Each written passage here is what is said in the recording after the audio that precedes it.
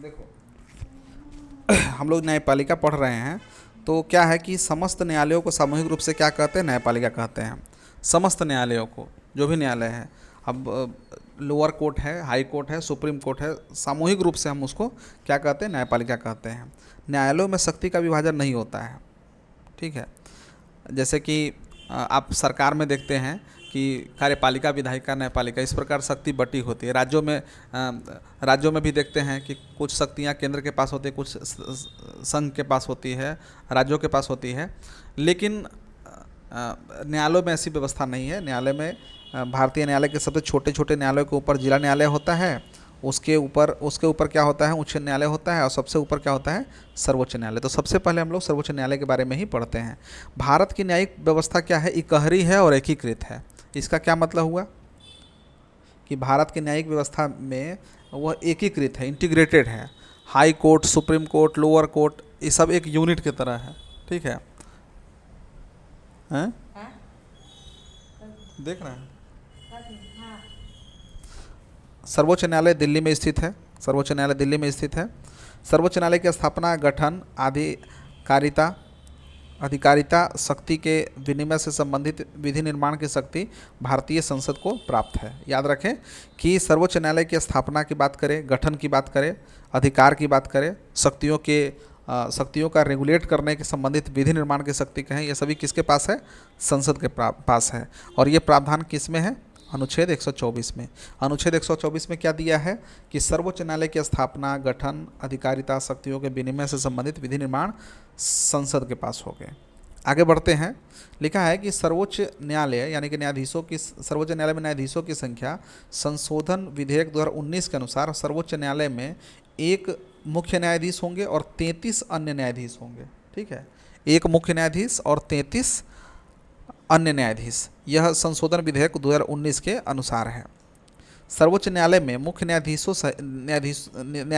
के अलावा सहित कुल 8 न्यायाधीश की व्यवस्था संविधान में मूलतः की गई थी। याद रखें, मुख्य न्यायाधीश प्लस 8 न्यायाधीश।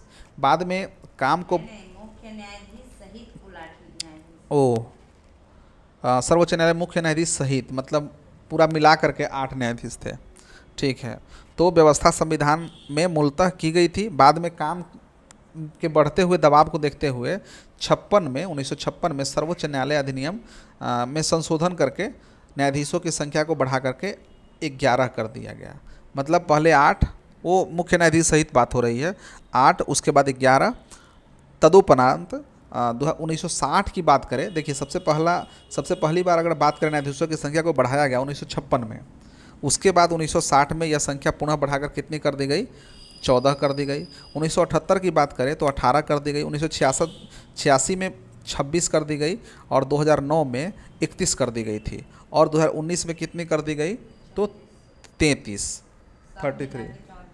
हाँ, कुल मिलाकर 34, यानी कि मुख्य न्यायाधीश सहित 34 हो गई। तो इसे हम लोग देखें, एक बार फिर से देखते हैं कि सबसे पहली बार जो वृद्धि हुई, न्यायाधीशों की वृद्धि, वह 1956 में वृद्धि हुई और इसकी संख्या कितनी कर दी गई थी? 11। 56 के बाद 60, इसमें कर दी गई 14। 78, 1956, 1960, 1978, 1986 और 2009, ठीक है। 1956 में 11 कर दिया गया, 60 में 14 कर दिया गया, 1978 में 18 कर दिया गया और फिर उसके बाद 1986 में 26 कर दिया गया और 2009 में 31 कर दिया गया। और आज हम लोग जानते हैं कि कुल मिलाकर 34 है। सर्वोच्च न्यायालय के न्यायाधीशों की नियुक्ति की बात करें तो सर्वोच्च न्यायालय के समस्त न्यायाधीशों की नियुक्ति राष्ट्रपति के द्वारा होती है। मुख्य न्यायाधीश की नियुक्ति करते समय वह इसी न्यायालय के अन्य न्यायाधीशों से परामर्श कर सकता है, परंतु अन्य न्यायाधीश की नियुक्ति राष्ट्रपति सदैव मुख्य न्यायाधीश के परामर्श से करता है। इसे याद रखें कि न्यायालय के अन्य न्यायाधीशों से परामर्श करता है, परंतु अन्य न्यायाधीशों की नियुक्ति राष्ट्रपति सदैव मुख्य न्यायाधीश के परामर्श से करता है, ठीक है। वह चाहे तो सर्वोच्च न्यायालय एवं राज्य के उच्च न्यायालय के अन्य न्यायाधीशों से भी परामर्श कर सकता है। यह अनुच्छेद 124 में है, ठीक है। अनुच्छेद 124 में एक और बात का जिक्र है जो हम लोगों ने पीछे पढ़ा है कि संसद के पास मुख्य न्यायाधीश की यानी कि सर्वोच्च न्यायालय की शक्तियों का 124 में सर्वोच्च न्यायालय की स्थापना का उल्लेख है। ऊपर हम लोगों ने पढ़ा है ना, ऊपर हम लोगों ने क्या पढ़ा है कि 124 में दिया गया है, अनुच्छेद 124 में दिया गया है सर्वोच्च न्यायालय की स्थापना, गठन, वही तो बात बोल रहे थे, अधिकारिता, शक्तियों के विनिमय से संबंधित विधि निर्माण की शक्ति, ये सभी संसद के पास हो गए। यही तो हम लोगों ने पढ़ा है। हाँ तो संसद 124 में वो नहीं है, 124 में खाली है कि सर्वोच्च न्यायालय की स्थापना, ये सब कुछ है संसद के पास, लेकिन सर्वोच्च न्यायालय की स्थापना का गठन 124 में है, वो अलग बात है, ये अलग बात है, आप देख लीजिएगा।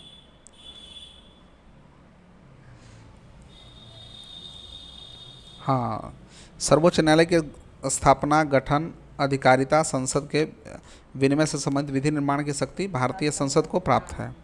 सर्वोच्च न्यायालय गठन संबंधी प्रावधान अनुच्छेद 124 में है। दोनों बात अलग है कि हाँ, मैंने सही बात है, नहीं 124 में जो है ना क्लोज करके दिया हुआ, जैसे 124(1), 124(2) ऐसा करके दिया हुआ, अलग नहीं है, वो सब 124 में ही है। जैसे अब देखो ई है हुआ कि पूरा का पूरा ग्रुप को अगर देखा जाए तो पूरा ग्रुप जो है जितना जैसे स्थापना हुआ, गठन हुआ, अधिकारिता हुआ, शक्ति का जो भी है, ये सब 124 में दिया है। और फिर वो 124 के 1, 124(2) इस तरह से करके दिया हुआ है, तो चाहो तो ऐसा कह भी सकते हो।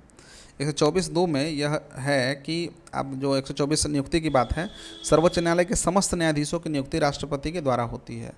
ठीक है, समस्त न्यायाधीशों की नियुक्ति राष्ट्रपति ही करते हैं। मुख्य न्यायाधीश की नियुक्ति करते समय वो इसी न्यायालय के अन्य न्यायाधीशों से परामर्श कर सकता है, परंतु अन्य न्यायाधीशों की नियुक्ति राष्ट्रपति सदैव मुख्य न्यायाधीश के परामर्श से ही करता है। वो चाहे तो सर्वोच्च न्यायालय एवं राज्य के उच्च न्यायालय के अन्य न्यायाधीशों से भी परामर्श कर सकता है। ये अनुच्छेद 124(2) में दिया हुआ है। सर्वोच्च न्यायालय के न्यायाधीश बनने के लिए न्यूनतम आयु निर्धारित नहीं की गई है। एक बार नियुक्ति होने के पश्चात इनके अवकाश ग्रहण करने की जो आयु सीमा है वो 65 वर्ष है। ठीक है, तो इसलिए न्यूनतम सीमा निर्धारित नहीं की गई है। इसलिए तो कभी कभी हम लोग सुनते हैं कि 22 साल की उम्र में या 25 साल की उम्र में कोई जो है जज बनता है, इस तरह से हम लोग सुनते भी हैं। तो चूँकि न्यूनतम सीमा आयु निर्धारित नहीं की गई है, लेकिन अधिकतम सीमा निर्धारित है, वो 65 वर्ष है। सर्वोच्च न्यायालय के न्यायाधीश को पद एवं गोपनीयता की शपथ राष्ट्रपति दिलाता है। ठीक है, तो हम लोग जानते भी हैं ये बात, ये जो है सर्वोच्च न्यायालय के न्यायाधीशों को पद और गोपनीयता की शपथ कौन दिलाते हैं, तो राष्ट्रपति करते हैं, और नियुक्ति भी वही करते हैं। सर्वोच्च न्यायालय के न्यायाधीशों के लिए योग्यता की बात करें, वो भारत के नागरिक होने चाहिए। वो किसी उच्च न्यायालय अथवा 2 या 2 से अधिक न्यायालयों में लगातार कम से कम 5 वर्ष तक न्यायाधीश के रूप में कार्य कर चुका हो, या किसी उच्च न्यायालय या न्यायालयों में लगातार 10 वर्षों तक अधिवक्ता रह चुका हो, या राष्ट्रपति की दृष्टि में कानून का उच्च कोटि का ज्ञाता हो। अब समझ ले ये क्राइटेरिया है। सबसे पहले वो भारत का नागरिक होनी चाहिए। ठीक है, दूसरी बात है कि वो किसी उच्च न्यायालय में, ठीक है, अथवा 2 या 2 से अधिक न्यायालयों में लगातार कम से कम 5 वर्ष तक न्यायाधीश के रूप में। हाँ, मतलब अगर कोई आदमी राष्ट्रपति ओकरा अच्छा मानती तो ओकरा बैठा सकता है। हाँ, अगर कानून का ज्ञाता अगर मानेगा तो उसको ऐसा कर सकता है। तो ये भी है, ये भी प्रोविज़न है कि जज के रूप में वह जज के रूप में 5 साल, वकील के रूप में 10 साल, और राष्ट्रपति की दृष्टि में अगर उच्च कोटि का अगर ज्ञाता हो कानून का, तो उससे भी मतलब किया जा सकता है। अब देखिए, न्यायाधीशों के वेतन की बात हो रही है अनुच्छेद 125 में। तो सर्वोच्च न्यायालय के मुख्य न्यायाधीशों को 2,80,000 रुपये प्रति माह, या व अन्य न्यायाधीशों को 2,50,000 रुपये प्रति माह वेतन मिलता है। ठीक है, इसके अलावा उन्हें निःशुल्क आवास और अन्य सुविधाएं जैसे कि चिकित्सा, कार, टेलीफोन आदि भी उनको प्राप्त होती है। न्यायाधीशों के वेतन एवं उससे मिलने वाली अन्य सुविधाएं उसके कार्यकाल में कम नहीं किया जा सकता है। ठीक है, उनके कार्यकाल में कम नहीं होता है। सेवानिवृत्त मुख्य न्यायाधीश एवं अन्य न्यायाधीशों का पेंशन उनके अंतिम माह के वेतन का 50% निर्धारित है। तो ये भी हम लोग को जानने चाहिए। पद विमुक्ति की बात करें तो सर्वोच्च न्यायालय के न्यायाधीश की पद विमुक्ति के लिए संसद के दोनों सदन एक प्रस्ताव पारित करते हैं, जिसे प्रार्थना कहते हैं। ठीक है, हमको पता नहीं था ये बात, जिसमें वह किसी न्यायाधीश को सिद्ध भ्रष्टाचार अथवा असमर्थता के कारण पद से हटाना चाहते हैं। ये प्रार्थना कहा जाता है। इसे पढ़ते हैं फिर से। सर्वोच्च न्यायालय के न्यायाधीश को पद विमुक्त के लिए संसद के दोनों सदन एक प्रस्ताव पारित करते हैं जिसे प्रार्थना कहा जाता है, जिसमें वह किसी न्यायाधीश को सिद्ध भ्रष्टाचार अथवा असमर्थता के कारण पद से हटाना चाहते। दो कंडीशन है, एक तो भ्रष्टाचार है ऐसा जो सिद्ध हो गया, ठीक है, और एक है असमर्थता, ठीक है। दोनों कंडीशन में हटा जा सकता है। आपने देखा होगा अभी कोई यशवंत वर्मा का केस सामने आया था कुछ दिन पहले, जो हाँ पैसा जो जलाया गया, वो कुछ रुपए बरामद हुए थे, तो ये था। खैर हुआ कुछ नहीं हुआ, कैसे कुछ नहीं, उस पर कार्रवाई तो चल ही रहा है। उनका स्थानांतरण फिर से इलाहाबाद हाई कोर्ट में किया जा रहा था, तो वहाँ के वकीलों ने कहा कि इसे कूड़ा उठाकर मेरे न्यायालय में क्यों दिया जा रहा है। नहीं ठीक है, वो सब तो ठीक है, वो तो कंट्रोवर्सी चलता रहेगा, लेकिन उन पर कार्रवाई हुई। अभी हाल ही में समाचार पत्र में प्रकाशित हुआ तो उनके लिए कुछ कार्रवाई की गई है, ठीक है। खैर आगे बढ़ते हैं कि दो कंडीशन है कि एक तो भ्रष्टाचार सिद्ध होने चाहिए, दूसरा है असमर्थता। दोनों कंडीशन में प्रार्थना प्रस्ताव जो है पारित हो सकता है संसद में। यह प्रस्ताव दोनों सदन में कुल सदस्य संख्या के स्पष्ट बहुमत से पारित होना चाहिए तथा साथ ही यह आवश्यक है कि प्रस्ताव पर मतदान के समय जितने सदस्य उपस्थित हैं वह मतदान में भाग लेते हैं, उनका 2/3 बहुमत उस प्रस्ताव का समर्थन करना चाहिए, ठीक है। जब इस प्रकार पास हुआ प्रस्ताव संसद राष्ट्रपति के पास प्रार्थना यानी कि समावेदन के रूप में भेजती है, तभी वह आदेश जारी करके संबद्ध न्यायाधीश को हटा सकती है, ठीक है। नोट देखें कि पद विमुक्ति प्रस्ताव 100 सदस्यों लोकसभा के मामलों में या 50 सदस्यों राज्यसभा के मामलों में द्वारा हस्ताक्षर करने के बाद अध्यक्ष सभापति को दिया जाना चाहिए। सबसे अधिक दिन तक मुख्य न्यायाधीश के पद पर रहने वाले न्यायाधीश यशवंत विष्णु चंद्रचूड़ यानी कि YV चंद्रचूड़ या हाँ DY चंद्रचूड़ के पिताजी 22 फरवरी 1978 से लेकर 11 जुलाई 1985 तक 2696 दिन तक यह मुख्य न्यायाधीश के रूप में थे। सबसे कम समय तक न्यायाधीश के पद पर रहने वाले न्यायाधीश कमल नारायण सिंह, यह मात्र 17 दिन के लिए यह मुख्य न्यायाधीश रहे थे। याद रखें, कमल नारायण सिंह। जब भारतीय न्यायिक पद्धति में लोकहित मुकदमा यानी कि PIL पब्लिक इंटरेस्ट लिटिगेशन जो है लाया गया, तब भारत के मुख्य न्यायाधीश क्या थे? PN भगवती थे। ये भी काफ़ी महत्वपूर्ण है, जो एग्जाम में पूछा जाता है। तो PN भगवती थे जब PIL लाया गया था। सर्वोच्च न्यायालय के न्यायाधीश अवकाश प्राप्त करने के बाद भारत में किसी भी न्यायालय या किसी भी अधिकारी के सामने वकालत नहीं कर सकता है। देखिए, सर्वोच्च न्यायालय के न्यायाधीश अगर अवकाश प्राप्त करते हैं तो वे किसी भी न्यायालय या किसी भी अधिकारी के सामने वकालत नहीं कर सकते हैं। मुख्य न्यायाधीश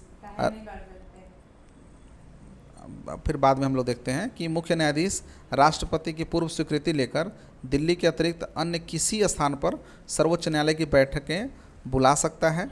अब तक हैदराबाद और श्रीनगर में इस प्रकार की बैठकें आयोजित की जा चुकी हैं। एक बार फिर से समझते हैं कि मुख्य न्यायाधीश राष्ट्रपति की पूर्व स्वीकृति लेकर, मुख्य न्यायाधीश जो हैं वो पहले राष्ट्रपति की स्वीकृति लेंगे, ठीक है, दिल्ली के अतिरिक्त अन्य किसी भी स्थान पर सर्वोच्च न्यायालय की बैठकें बुला सकता है। और ऐसा कई बार हो चुका है। हैदराबाद और श्रीनगर में इस प्रकार की बैठकें आयोजित की जा चुकी है, हैदराबाद और श्रीनगर में, ठीक है।